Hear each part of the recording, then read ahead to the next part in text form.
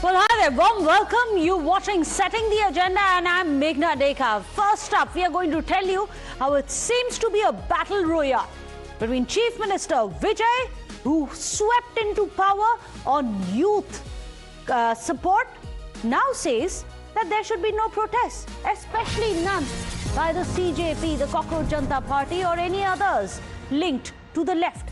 Well, that's right. This is a stunner of a story coming in from the state of Tamil Nadu. The Directorate of Collegiate Education, which is the DCE, has directed School Education Department, Higher Education Department and Police Department, as well as District Administration, to coordinate and take joint measures to prevent students. Imagine, look at the words, to prevent the students and youth from participating in protests and agitation programs, especially those which have been organized by the left-wing parties and by the Tamil Nadu Cockroach Janata Party. So this is close to a ban on CJP protests. In fact, the Directorate has instructed that the concerned authorities to take appropriate coordinated action to discourage, to prevent students from participating in such programs and to submit reports detailing the action which has been taken to stop such protests.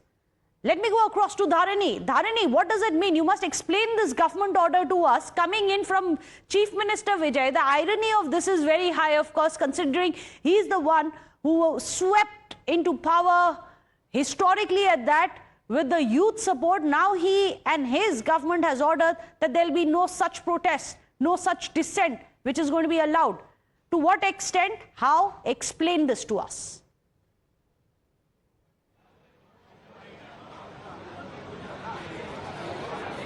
Well, this circular, as I told, is from the Directorate of Collegiate Education, and it is directed the School Education Department, the Higher Education Department, Police Department, and also the respective district administrations to coordinate and take joint measures to prevent students and youth from participating in protests and agitation programs organized by the left-wing parties in Tamil Nadu Cockroach Janata Party. This is the context of this particular circular, but we couldn't see any reasoning. What is the reason behind, making such an instruction as something that has not been mentioned in the circular. So the circular has been sent out to all the departments mentioned, that is the school education, higher education, police and the district administrations. They've all got these circulars from the DCE. But as far as the reasoning is concerned, so far we have not got any clarity. In the circular also we couldn't find any reason behind behind sending it. Or today the assembly proceedings are currently underway, and we couldn't see any of the leaders in the assembly here speaking about it. The opposition is also not raising any questions about it, about this particular circular in the assembly so far. So we'll have to wait and see how the opposition parties they're going to react to it, and if at all the government is going to come up with some sort of a clarification to explain the reasoning behind sending such a circular to the institutions. Very surprising that no one's speaking about it, because Dharani, at the end of it, it is the Congress party which is in coalition government with Vijay's TVK. They are the ones who themselves have been protesting, dissenting, holding up even the parliament, saying dissent is democratic. This is something that the Congress party has been standing up for all along. Any kind of reaction coming in from them? Why dissent is now banned under Vijay and Congress's Sarkar in Tamil Nadu?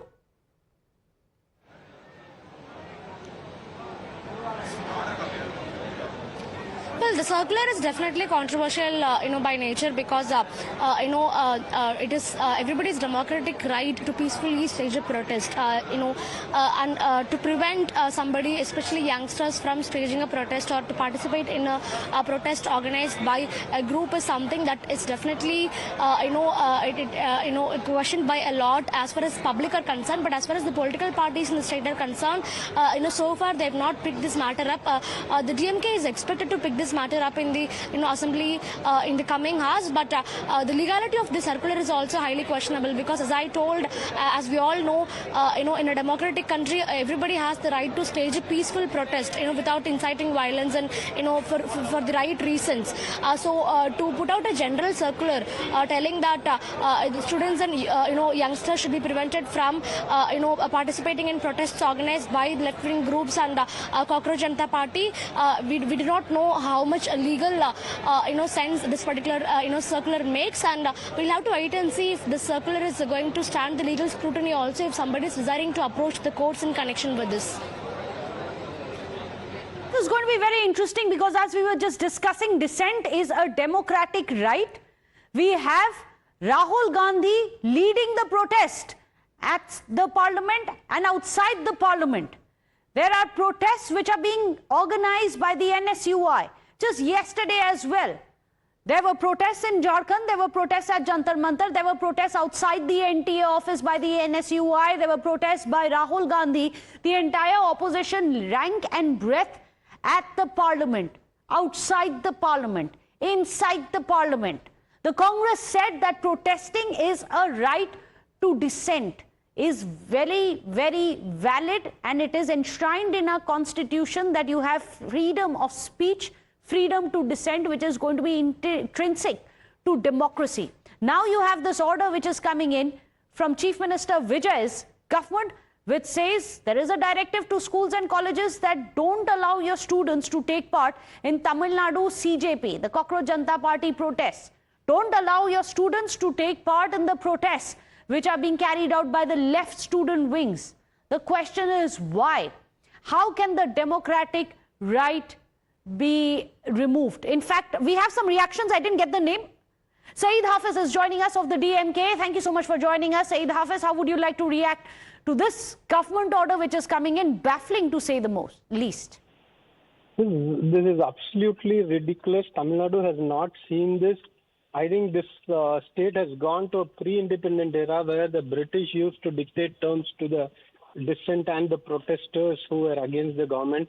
In the democratic country, such an order and the left movements on whose support this government is running. This is not only that, there is an additional news I want to share with the Times now. Not only with the protesters, but there is a block development officer who has sent a circular to mark and note down the office bearers of the CPA and the CPM under his block, which has been condemned by the left parties, and the officer in charge has been transferred. Now, I think this is really a very bad precedent that the TVK government is setting, that there is some kind of a witch hunt against the leftist organizations and the office bearers, which needs to be condemned. And all the more, I think the CPI and the CPM should come out and raise a strong protest, because it is with your support that this government has been formed and it is continuing. It is very unfortunate, and this should not be taken lightly. But Syed Hafiz, what about the DMK? You are the largest opposition party. Do you intend taking this up with the government? The assembly is on as well.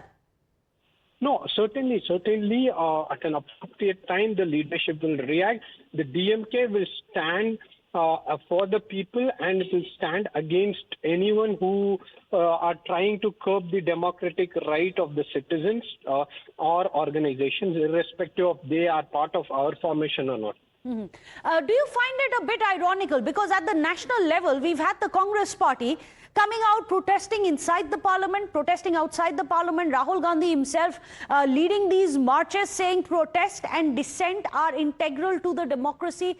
Now, Congress is part of the same TVK alliance, which today says there will be no protests encouraged.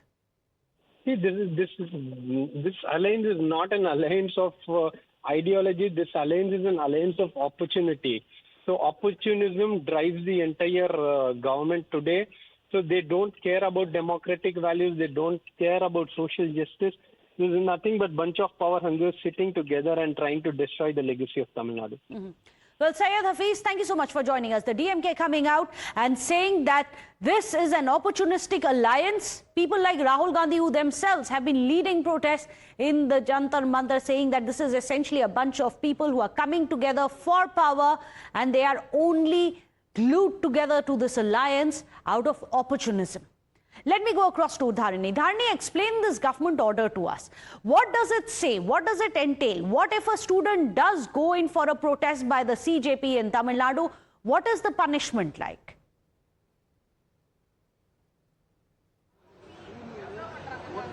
Well, there is no mention of any punishment, or there is no mention of any consequences. Like in case if the students participate in any protest beyond this circular's instructions, violating the circular's instructions, what is going to be the punishment? Those things are not mentioned in this particular circular. The only thing that the circular states is that the departments, the three departments, that is the school education department, higher education department, the police department, and also all the district administrations, they have to make sure that the students and the youth, they are not participating in any agitations organized by the left-wing groups and the Cockroach Janata Party. And and this circular also says that this is a very urgent circular. So a very urgent circular that had been put out by the DCE to all these departments and district administrations is what we can understand at this point in time. And in fact, the Directorate of Collegiate Education has also sought a response from all these concerned departments and district administrations about the implementation of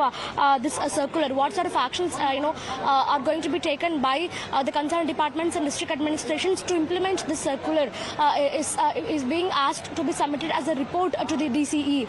So far this is the information that we have at this point in time, but definitely many sections of the society, especially the opposition parties here, they are objecting to this order, and they are calling this an authoritarian attitude. They are telling that the democratic right of youngsters and students to participate in protests and to express their point of views and to express their dissent is being snatched away by the TVK government, and this is this is something that cannot be acceptable at all, is what the opposition parties here are telling. In fact, we heard what Syed Hafiz of the DMK has to say.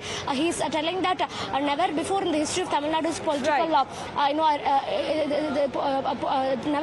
never before in the history of Tamil Nadu's governance, an order of this sort had been put out by any department under any government. That is what the opposition says. Well, this is very surprising because dissent is integral to democracy. It is one of the cornerstones to keep the democracy thriving, to ensure free speech. And yet there is this order. We'll have to wait and see what Chief Minister Vijay has to say about it, what Rahul Gandhi has to say about it, its alliance partners, and if there is going to be a revocation of this government order. Well, this is a mega story here on Times Now. Thank you so much, Tharini, for joining us. But for the time being, let's move on in the bulletin, and we are going to talk about another big campaign by Times Now. This is India versus fake food. Well, for the last few days, remember, Times Now has been tracking a series of these crackdowns which have been happening across the state. There's been action taken against food adulteration, fake products, even fake ghee. From fake ghee, analog paneer, to even expired juices, and even stale chicken wings, as well as rotten meat. Raid after raid has been uncovering products that you and I should not be forced to consume, that it should never reach our plate. The food that we are eating is not safe. And when that food makes you sick, here's the irony. The medicine that you are going to take isn't safe either. Yes, you heard that right. It's not just fake food. We are today going to tell you about fake medicines. Fake medicines racked up. Now, this entire racket has been busted in the state of Karnataka, in Bengaluru. Imagine there. Medicines worth 5 crore rupees have been seized from an unlicensed unit which was close to Bengaluru in Bidadi. In fact, authorities say that drugs and injections were allegedly repackaged, relabeled under the names of reputed pharma companies. This includes Pfizer. You are thinking that you are buying something from a reputed pharma company, an international company, paying that amount. But what you are being given is spurious medicines. Before being pushed into the black market, this is what is happening. They are relabeling it. You can see the visuals after the raid. This is what was recovered from them. And this is where it gets even more concerning. Authorities say that some of the seized medicines were meant for hospitals. And this includes drugs which are intended for intensive care units. Imagine, life-saving drugs. The drugs were also allegedly being sold at almost half the market price. So the question is not just who made these medicines, it is why any of them even reached the patients. Let me go across to Akshara, who's joining us. Very, very disturbing news coming in, and that too from Bengaluru. One shivers to imagine if this is happening in Bengaluru, what would be happening in some of the other smaller towns. And it's not just one state, across India. Tell us about the recoveries in this and how disturbed should we be? Is this just the tip of the iceberg? Plus, absolutely, disturbing details coming to the fore regarding the medicines and also the spurious drugs that have been unearthed. This is a big racket that has been unearthed by the Karnataka Food Safety and Drug Administration Department. And now the Karnataka Health Minister, who spoke to us, stated that they got a tip of that fake medicines and also low-cost medicines were being used, and they're relabeled and MNCs, big MNCs labels were being pasted on these particular medicines and sold to the hospital. So that was the tip off that the Karnataka Health Department received, following which they raided a farmhouse near Bengaluru at a Bidadi region. Following this raid, they burst this particular racket where you had drugs and also medicines worth amount to 5 crore were found in that particular place. And after this, a case has been registered. Now also the Karnataka Health Department did all the investigation, and they are stating that the kingpin stays in Dubai, and his associates identified as Prashant and also Prabhudev Gowda were here running this particular racket. They are stating that these particular fake medicines and low-cost medicines were procured from Himachal Pradesh and Telangana, and once they were procured there, they were brought here, and labels such as even Pfizer were being printed there. Once these were printed, they were stuck and pasted on these low-cost medicines to mimic them as high-end medicines and also the medicines from the MNC companies, and they were being sold to the hospitals. Now, these individuals are also under the radar. At the very same time, what's more concerning is that the Karnataka Health Minister stating that these hospitals are also under scrutiny. They also will be under investigation. They also will check on them and also question them why such medicines were being bought by these hospitals, and whether there was no cross-checking being done regarding the medicines as well. And also all this is under investigation. At the very same time, the Karnataka Health Minister has also formed a special team. He's also speaking to the Home Minister of Karnataka. They will form a special team with the police officials and also the drug administration officials as well. A special team will be formed and are also trying to unearth if there are any other networks, such similar networks across Karnataka. At the very same time, they also urge the centre to take stock of this particular situation, because it is a nationwide network as claimed by the Karnataka Home Minister. He says that from Himachal Pradesh, from Telangana, from various other states as well, these low-cost medicines were brought to Karnataka, and they were relabeled, and they were made to mimic as high-end medicines from the MNC companies. So all these details are being verified, and the investigation is underway. As of now, one individual has been arrested, and further investigation is underway, and the main kingpin is said to be in Dubai, and necessary action is also being undertaken to ensure that he is also being arrested. So yes, the Karnataka Health Department is stating that it is not just limited to Karnataka. It is a nationwide network, and the central government must immediately take stock of the situation and ensure that these individuals are arrested, and this particular racket has put an end. Well, this is very disturbing that the linkages of this fake drug racket is not just in Karnataka, it spreads across to Telangana, to Himachal Pradesh, and the kingpin is sitting in Dubai. Akshara, keep tracking the developments. We are just going to come back to you. Well, there may be a bigger story behind this one unit, as we were just discussing with Akshara. Karnataka's health minister now says that the trail could lead way beyond the state, with the medicines allegedly now being sourced from other parts of the country as well, relabeled in Karnataka and then pushed into the market. The government is now looking at a special team and may also seek the centre's help for a countrywide crackdown. Watch this. When these spurious drugs are coming from Himachal Pradesh, Telangana, it doesn't for one district at all. It may be in other districts of Karnataka also, and other part of the country also, in other states also. So we have taken very seriously, and we have discussed with the Home Minister that we want a special team of investigation for this, the concerning of our drug department officers and the police officers, to see in detail who is there, what, and we want to stop it. Same way, we will request the Central Health Minister also and other state ministers to take it very seriously.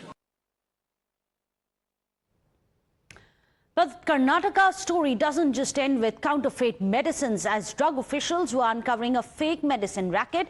Food safety teams are also out conducting checks across the state and flagging expired and allegedly spoilt meat, rotten meat as well.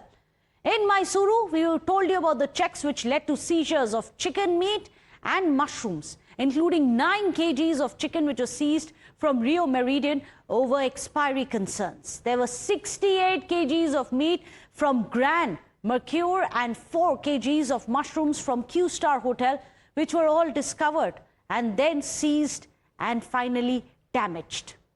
In fact, we are going to tell you about a complaint, the complaint which triggered a surprise inspection at a KFC outlet as well at the city centre mall. In fact, the complaint allegedly involved spoilt and foul-smelling chicken.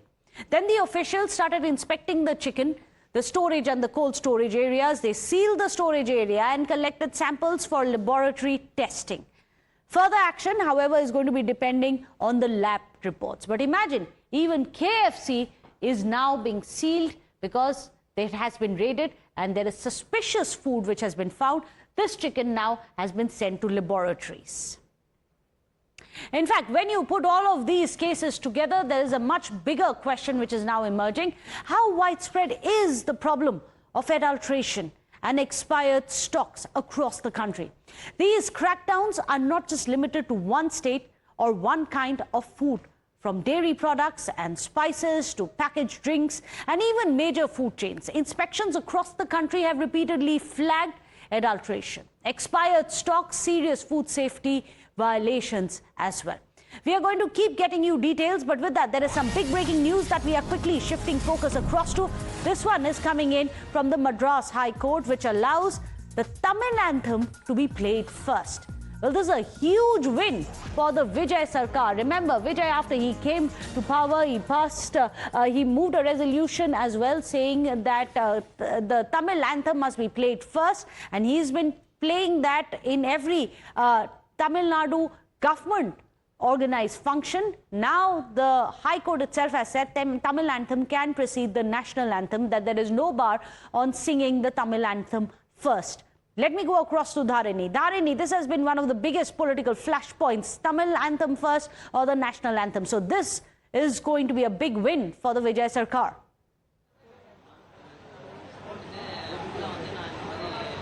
Well, the centre has informed the Madras High Court that the circular from the Home Ministry is only informing that Vande Mataram should be sung before the national anthem, but it doesn't specify anything about the state anthem. So there is no issue with singing the state anthem first, is what the centre has informed the Madras High Court. So remember, a few days back there was a government order from the Tamil Nadu government that the Tamil Thai Balth, that is the state song of Tamil Nadu, should be sung first at all government events, be it a convocation event or an event in which a public representative is participating, organized by the government. Then the Tamil Thai Balth song should be sung first, is what that government order had told.